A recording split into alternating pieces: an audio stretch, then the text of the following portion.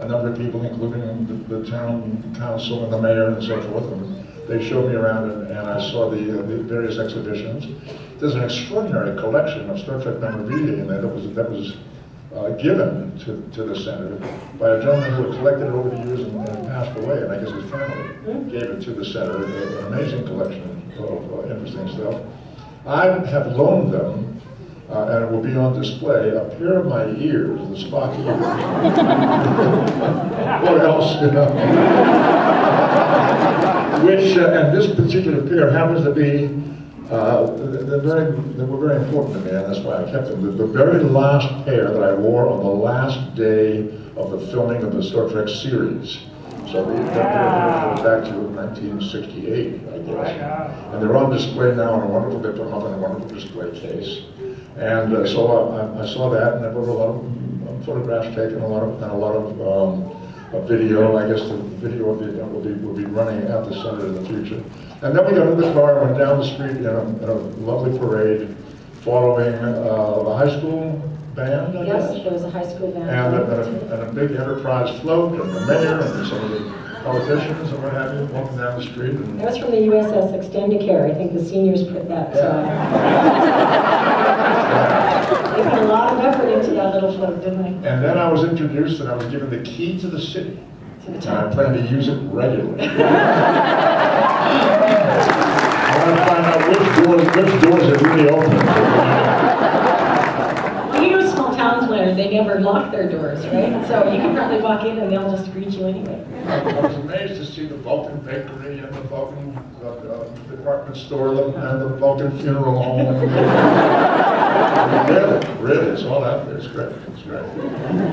Yes. And were you surprised at the amount of people that were there? It was a wonderful crowd of people. There was an estimate of about And 5,000. they were all yelling, "Live long and prosper," and doing that. It was great. It was great. Very good time.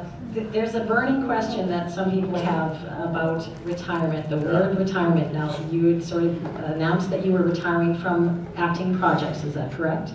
Yes, I'm retiring from acting and directing in films and television. I do have a number of appearances like this still on my schedule for the rest of this year, including Vancouver, by the way. And I just finished some work in Vancouver on the Fringe television show.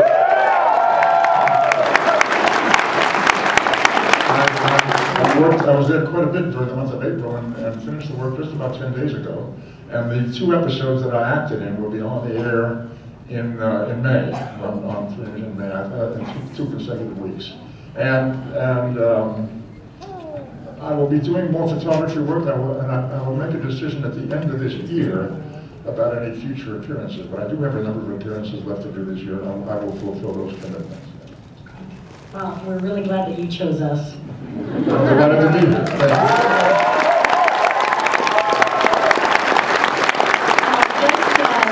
Thank you received a science award. Yes, about 2 weeks ago I was at Colorado Springs, where I was inducted into the National Space Foundation Hall of Fame. And it was wonderful. I had a great time. There were about 1,000 people at a banquet where I was honored. And I opened my comments by telling them that I remembered very well. These were all a lot of people connected with space and space science and so forth.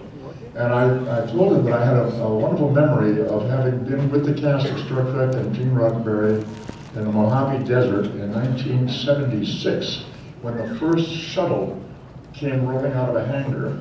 And because of fan energy and excitement and mail and so forth, the United States President Gerald Ford named that ship the Enterprise. And it was the shuttle that was used, it was mounted on a piggyback on a 747 and dropped from the 747 to practice landings. It was the first shuttle that was built, yeah. So it was an exciting day. 1976, the Air Force Band, the United States Army Air Force Band played the theme from Star Trek. Came rolling out, and interesting enough, Barack Obama was 5 years old.